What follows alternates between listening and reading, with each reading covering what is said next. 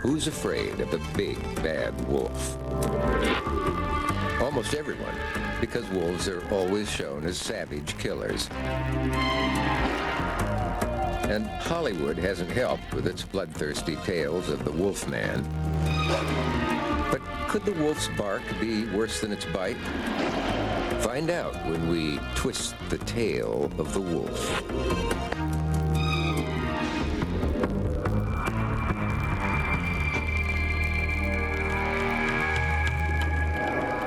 For hundreds of years, horrible stories have been told of a wild and savage animal.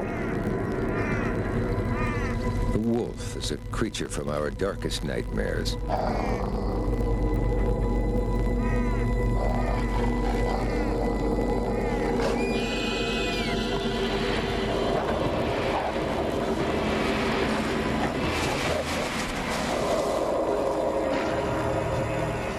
Right from when we're kids, all we hear are stories about the big, bad wolf. Remember Little Red Riding Hood? And Grandma, what big eyes you have! Big eyes, big nose, and very big teeth. This is a checklist of what makes the wolf such an awesome killing machine. That's why it's much safer to meet a wolf not in Grandma's bedroom, but at places like the International Wolf Center, where biologist Nancy Gibson knows all too well how dangerous these animals are. Wolves kill for a living, and they've got all the wonderful instincts that available to them to be able to be efficient predators. Number one, they've got a great nose. They can smell probably 80 times better than we can. They've got special eyes designed for seeing at night. They can hear very long distances away, and they can run up to about 40 miles an hour. They can take down prey 3 to 4 times larger than they are, and they do that by being very, very cunning animals. Sit down here. Yeah, you sit down. Yeah, okay. But these wolves look so friendly. Surely they aren't savage killers. Now, I don't want to give off any false illusions. These animals are not pets. These wolves I've been with since they were very, very young. These are what we call socialized animals. They tend to think I'm kind of a member of the pack that comes and goes. I'm very, very cautious. Don't run. We don't come in here if we're not feeling well. Wolves can detect any sort of vulnerability. If even socialized wolves are dangerous, it's no wonder we're terrified of the wolf in the wild. It was this fear that turned the wolf into the epitome of evil. In the Old Testament, it says we'll know when good has triumphed over evil, when the wolf can lie down with the lamb. We're still waiting.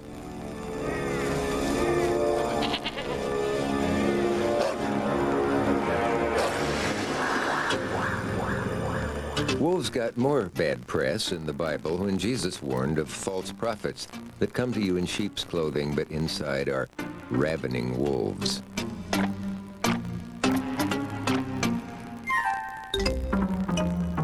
Doesn't matter if it's the Bible or the Three Little Pigs. The wolf is the ultimate villain.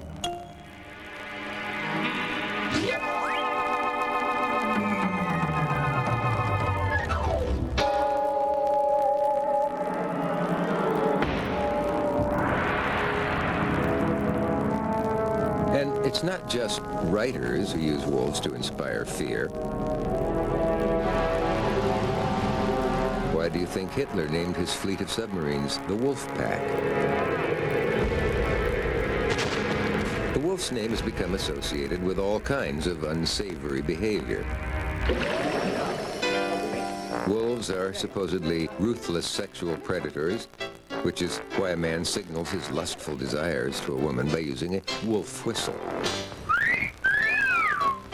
Did you get a load of that? What?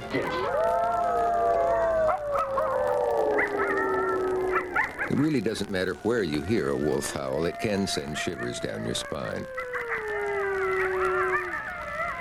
Safe in their Los Angeles classroom, these kids get a taste of the wilderness when husband and wife team Bruce Weida and Pat Tucker come a-calling.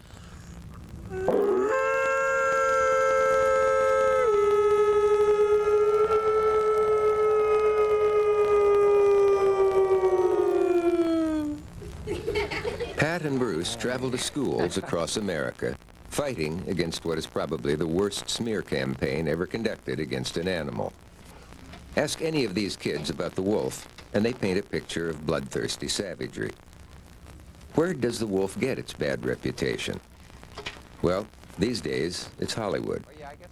Bruce tells the story of when he and Pat were alone in the wilderness. Night was falling, the wolves were circling. If this were Hollywood, what would happen next? Here's what I imagine would happen in the movie. I see that camera turning towards the dark woods, and there in the shadowy gloom you'd see this big, yellow, sinister set of eyes appear. And there'd be another pair and another and more and more. And then one of the wolves, and you know, in this movie, he's going to be the biggest and the baddest. He's going to step out of the shadows. Those big, sharp fangs reflecting the last rays of a setting, dying sun. And then the wolves would run forward, and their jaws are wide open, and their canines are slashing, and their saliva flying through the frosty air. They leap for the biologists' throats. Screams would fade, and then you'd open with a morning scene and soft, sad violin music playing in the background, and the camera would hand down to the snow, where all you'd see are some gnawed-on bones. Of course, in reality, Pat and Bruce survived their night with the wolves. Hollywood is full of make-believe. But in the movies, only one thing is scarier than a wolf.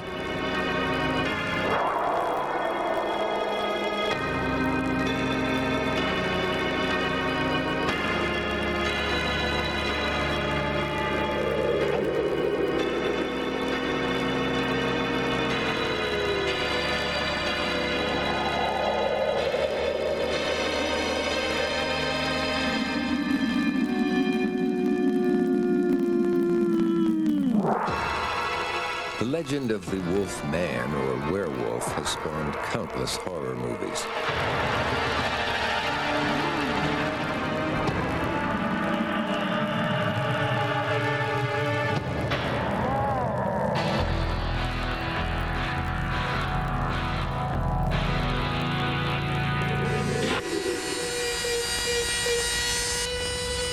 To find out more about Hollywood werewolves, you just have to visit Wolf Studios, where Lance Pope has been making werewolves for nearly 20 years.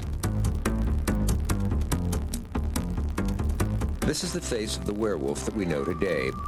But is it an accurate representation of the legendary monster? Well, it depends on which version you're looking at. 1930s Universal Studios monsters, the werewolf was more of a wolf man. He looked more like a glorified hippie. But what shows up in all the woodcuts from history and everything is a huge beast with enormous teeth, hair all over the body, very furry to hairy type figure. And he has curved reddish nails, possibly paw pads, much like the animal. And usually had the elongated snout, much more like the wolf itself. This thing just stands up on its hind legs. We might laugh at the idea of a werewolf today, but back in the Middle Ages, there was a genuine horror of the wolf man.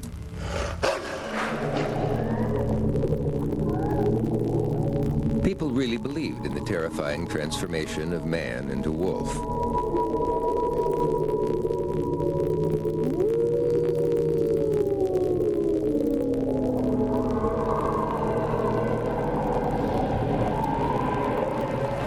Historian Trish Thomas has discovered that back then you had to be careful because there were lots of ways of becoming a werewolf. If you're born on Christmas Eve, Christmas Day, or any time between then and 12th night, you automatically become a werewolf. Also, if you foolishly sleep outside in the light of the full moon, you become a werewolf. And one of the most unsubtle ones was not going to confession for 10 years will result in you becoming a werewolf. Today, we have more scientific reasons to explain how werewolves came into existence. Look at the symptoms of rabies. There's a dislike of bright light, and in the prefatal stages, there's a muscular spasm which results in incredible strength and aggression.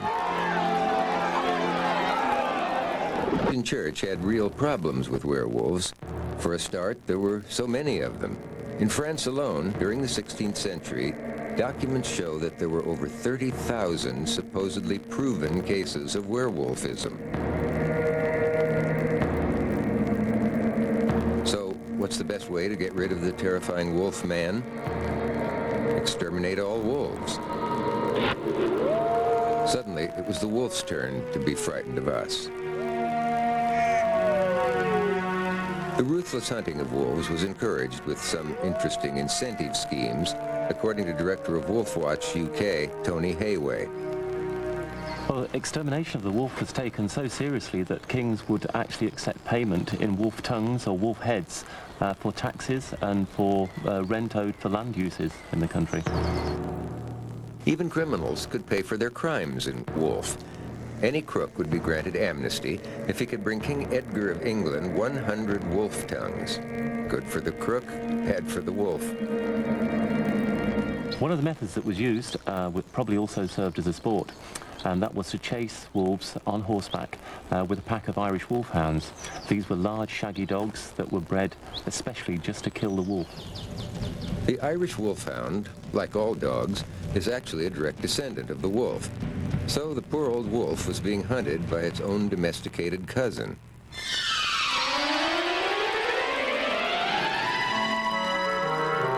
Look, fellas, the wolf in sheep's clothing. I caught him! I caught him! Look!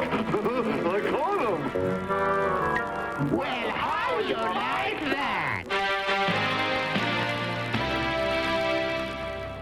So how did wild wolf become tame dog? Could it be that our ancestors stopped fighting wolves and fed them?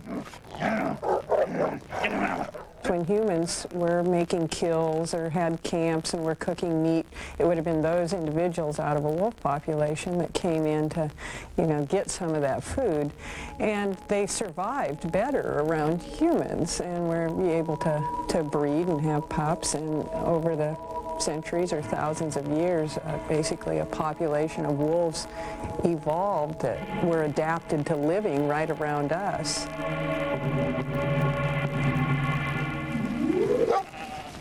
So what's the difference between man's best friend and a bloodthirsty killer? They are so close genetically they can't be told apart, but behaviorally they are quite different, and a big part of what's different in them is the dog.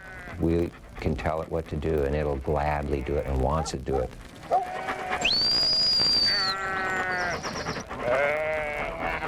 The wolf doesn't want to do what we tell it to do and won't do what we tell it to do. And I think it really rankles on humans to not be able to have that kind of control.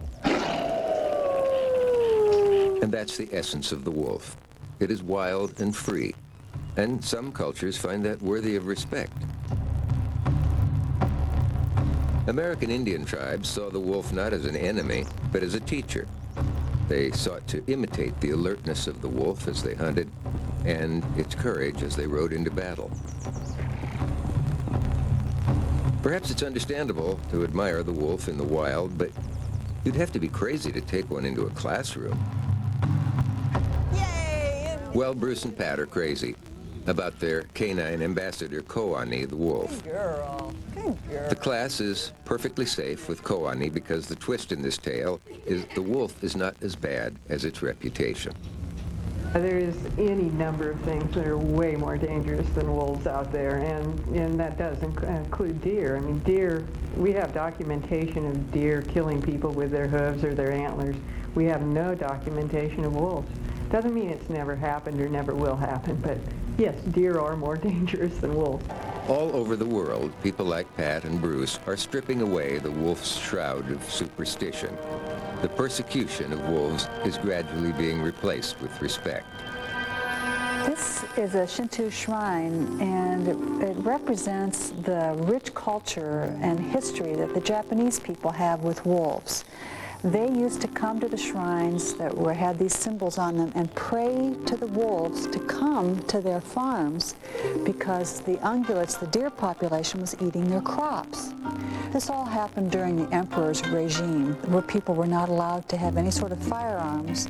But in 1868, when the feudal powers ended, all of a sudden people could attain guns. They wiped out both subspecies of wolves in 40 years. And now, interestingly enough, the ungulates are overeating all of the forest in Japan, and they are now reconsidering reintroducing wolves back into those forests. All sorts of people are looking for ways to bring the wolf back into the fold. But it's not easy. After years of persecution, wild wolves are afraid of us. It's a strange twist that the howl of the wolf is no longer associated with fear and horror. It's become a symbol of the wilderness. People will go to extraordinary lengths to try and hear a big bad wolf in the wild.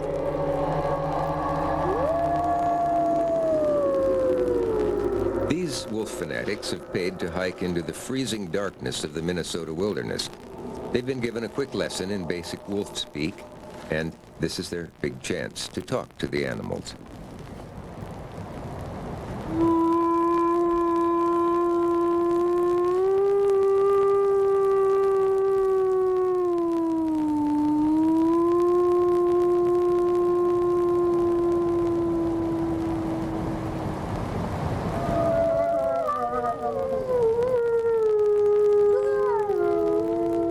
What makes a New Jersey school teacher like Les Lynn howling mad?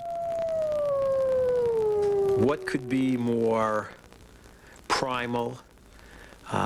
What could be getting more close to nature and the real world than to try and elicit a howl back from a wolf? Time to get new respect for wolves. In part, it's because we've discovered the secret of their private life. Wolves can be incredibly gentle and caring.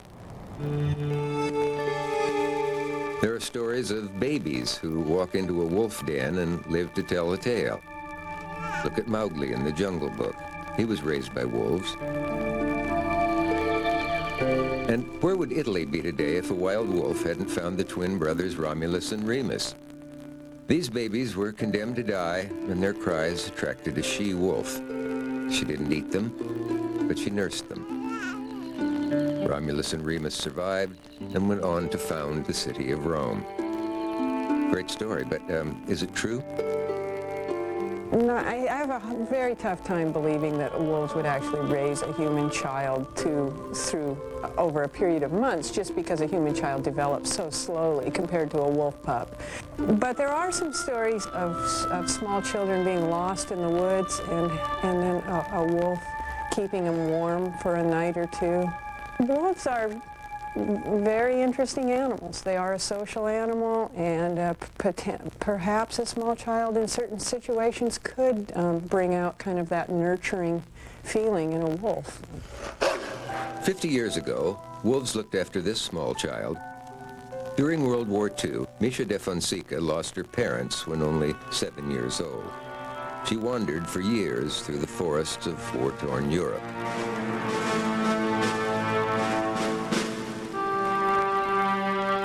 Misha survived by becoming a two-legged wolf pup. She ate with wolves, slept with wolves, and smelt like wolves. So what was it like living with this ferocious killer? As long as I was with them, I feel safe. And I love to be with animals. Of course, no, I don't live near animals at all like I want, but they are my family. No. Ah, yeah. Cookies? Okay. One cookie?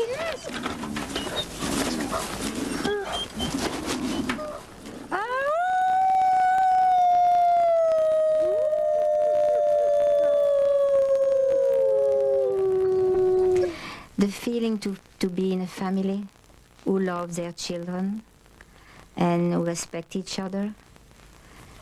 That was so enjoyable, and also to feel again with a family that I don't have.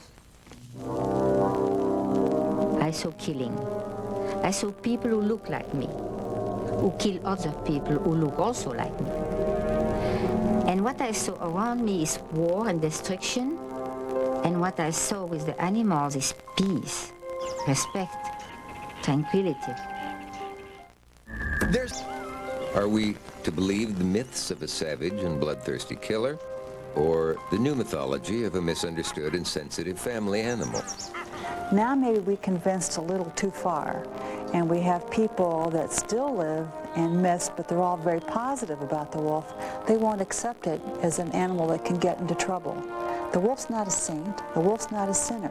It's a very important part of our ecosystem, and it belongs where it's wild. And here's the thing about wolves. Wolves don't need us. What they need from us is tolerance and then just room. They need us to make room for them. Although the nightmare of the killer wolf may be more fiction than fact, such is the wolf's terrible reputation that we'll be forever haunted by this gray ghost of the night.